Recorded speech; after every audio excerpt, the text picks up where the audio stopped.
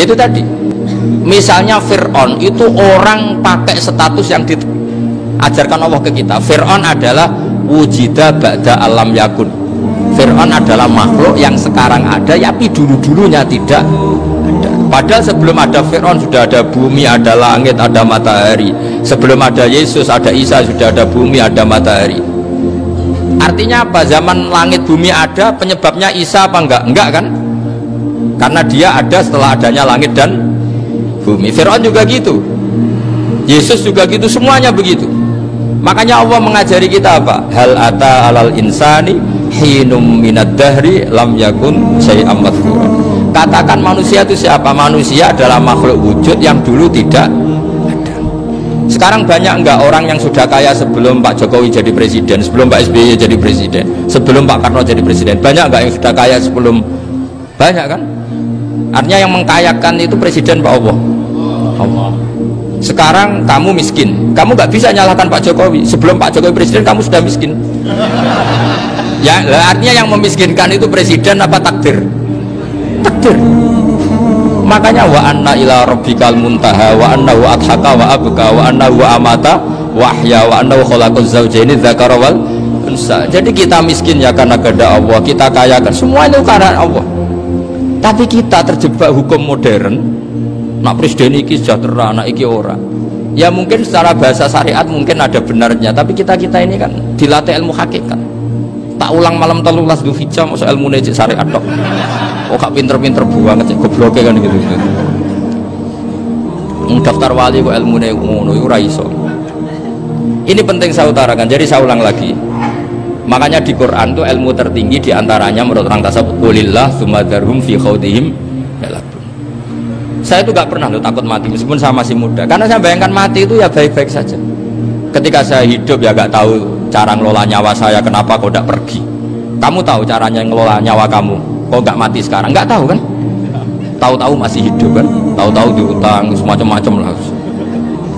Sebenarnya kita zaman hidup pun gak tahu cara ngelola nyawa kita, cara kerja jantung kita, cara kerja paru-paru kita. Nanti setelah kita mati pun tidak tahu caranya hidup ketika dia.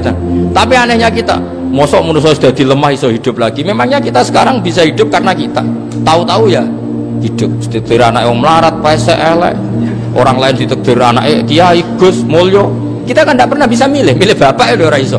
Ngerti-ngerti anak Karmen, anak Karlan itu sudah gak tahu. Artinya gini ya sudah ya Allah, ketika saya hidup ya tidak tahu kenapa saya hidup, pasti engkau yang menghidupkan.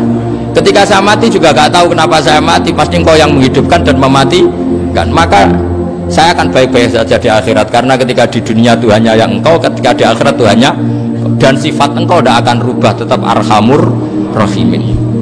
Makanya dulu wali-wali itu kalau mau mati ya santai aja. Saya itu Umar bin Abdul Aziz, itu ulama-ulama dulu kalau mau meninggal itu, kalau keluarganya nangis marah besar. Memangnya mau kemana kamu nangisin saya? Lah kamu kan mau mati, memangnya mau kemana kalau mati? Ya kembali ke Allah. Ya susahnya apa? Di dunia ya milik Allah, di akhirat milik Allah. Inna sholati wa nusuki wa mahyaya wa mamati lillahi rabbil. Yang aneh sampai harus melarat orang wani mati, wah aneh tenan. Ya karena sampean tahu mungkin di akhirat lebih miskin lagi kan. Terus repot terus. Coba kalau dari awal kita menstatuskan diri kita biadillah, inna sholati wa nusuki wa mahyaya wa mamati. Tapi kamu salah status, mengatakan kehidupan adalah momen untuk mencari kesejahteraan, kehidupan adalah momen untuk cari karir. Kamu mensifati kehidupan secara salah, jika kamu terjebak nyari karir, nyari kaya. Coba kalau kamu pakai mazhabnya Sufi, kehidupan adalah pemberian dari Allah untuk kembali kepada Allah. Kematian ya seperti itu. Akhirnya ya santai saja. Inna sholati wa nusuki wa mahyaya wa mamati lillahi rabbil alamin. Istri juga gitu. Saya itu tidak sombong. Saya itu mulai nikah sampai sekarang itu hampir gak pernah tukaran sama istri. Sama istri saya itu sering bilang gini, Gus, sekali-kali kalau saya ngamuk itu diwales, dilawan, supaya saya punya musuh katanya. Betul ya? Ya saya bilang gini, Allah itu maha baik sama saya. Ketika harmonis, ganjaran saya ya lewat harmonis itu, sehingga saya ngasih uang menyenangkan Anda. Ketika Anda marah, ganjaran saya lewat sabar. Ya sudah, itu semuanya baik. Kalau kamu marah, saya tidak dapat pahala. Makanya kalau kamu marah tak dengerin, ini cara Allah membuat pahala tanpa bayar, kata saya. Justru kalau pas rukun itu untuk dapat pahala harus nyervis, jajak nonu kok kelambi mahal. Boros itu pahala yang boros katanya. Tapi kalau kamu marah ini pahala paling murah, nggak usah biaya, dapat apa? Pahala, cukup sabar. Lu tuh kalau terlatih lama-lama dapat ya biasa saja. Ulama dulu seperti itu semua. Imam Syafi'i itu pernah ada orang baik sekali sama beliau, orangnya itu munafik padahal. Tapi kalau setelah keluar dari Imam Syafi'i dia memaki-maki Imam Syafi'i. Suatu saat beliau dikasih tahu orang yang tadi muji-muji jenengan itu di luar maki-maki jenengan. Imam Syafi'i itu guyu sebenarnya bukan alhamdulillah. Muridnya kan janggal. Ini dikasih tahu gitu, alhamdulillah. Kenapa ya Imam Syafi'i dia kan di luar maki-maki jenengan? Berarti aku wong wibawa ning ngarepku rawani. Ya jadi dia kepenteng saja melihat, berarti aku wong wibawa ning ngarepku ora wani.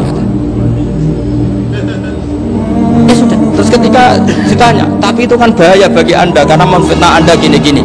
Kata beliau, zaka Allah. Yang kritiknya bahaya itu hanya Allah Ta'ala. Yang lainnya nggak bahaya. Karena ini makhluk doif, nggak penting. Loh kamu sampai tersisa dikritik orang karena kamu nganggap makhluk itu penting. Ini gobloknya sampai ya. Goblok segoblok-gobloknya itu. Coba kalau kamu mensatukan makhluk tetap makhluk, kritiknya tidak penting. Selesai kan? Selesai nggak? Ini problem anda ada wali itu, kalau dikritik ya susah. Makanya ada wali itu problem terus saya. Makanya saya agak ingin gak jadi wali itu kan, kan? Karena hanya wali yang hidupnya itu la khaufun alaihim walahum ya salam. Orang dulu tuh semudah itu hidup, gampang sekali. Dulu ceritanya diantara ceritanya manakibnya Syekh Ja'far Shadiq itu, kalau ada orang memaki-maki dia itu dikirimi hadiah. Kenapa aja? Karena kebaikan kamu telah kamu berikan kepada saya, ini hadiahnya. Sampai malu yang kritik itu. Kan kalau orang rasani itu kan kebaikannya dikasihkan sama yang dirasani. Lah kamu kan ngajinya seperti itu, tapi dirasani kok susah. Harusnya kan kasih aja, ditransferi saja. Alhamdulillah. Ya karena kita salah menamain tadi. Sing rasani pembenci, pembenci itu bahaya. Sehingga kamu mereaksi secara serius. Coba kalau kamu pakai hukumnya Allah dan Rasul, pembenci itu pemberi kebaikan, istri marah adalah pemberi kebaikan. Ada yang berani mulai meraktekan? Latih begitu terus, insya Allah nanti hidup kamu barokah. Itu disebut wa'allama adamal asma. Dan itu yang diajarkan Rasulullah. Rasulullah itu kalau ngajarkan hidup itu gampang sekali. Allahumma ja'alil hayata ziyadatan li fi kulli khairin wal mauta rohatan li min kulli syarrin. Jadi kalau kita hidup anggap saja peluang untuk nambah kebaikan. Kalau kita mati anggap saja akhir dari semua potensi kejahatan kita. Anda sekarang mungkin tidak zina, tapi potensi zina. Anda sekarang tidak korupsi, potensi korupsi. Anda sekarang tidak selingkuh, tetap potensi selingkuh. Nah, anggap saja kalau mati berarti akhir dari segala potensi itu. Alhamdulillah. Makanya saya tuh nggak pernah takut mati. Karena saya misalnya setiap saat mati ya saya nanti akan bilang, ya Allah ini sudah mau mati berarti mau akhir dari segala potensi keburukan saya. Alhamdulillah. Makanya itu ulama-ulama dulu kalau ada preman mati, saya guys tonggone ragil muni saya, walau preman kurang ajar, saya guys tonggone tetap ragil muni saya. Padahal kiai ini muni saya guys pun mati pun buatan sakit macam-macam nih pasti. Karena dia dengan mati berarti rohatan mengguli syarrin, keburukannya tidak terulang lah. Lah keburukan nggak terulang lagi itu saya apa buruk? Saya. Makanya kiainya minta saya gih niki, tonggone cek menengahin. Saya gih menengahin. Makanya suatu saat kalau ada gitu kamu harus bilang apa? Saya pun buatan jahat malih pun mati. Jadi kayak apa coba? Coba sekali-kali statuskan kalau al hayat adalah ziyadatan lana fi kulli khairin, al maut adalah rohatan lana min kulli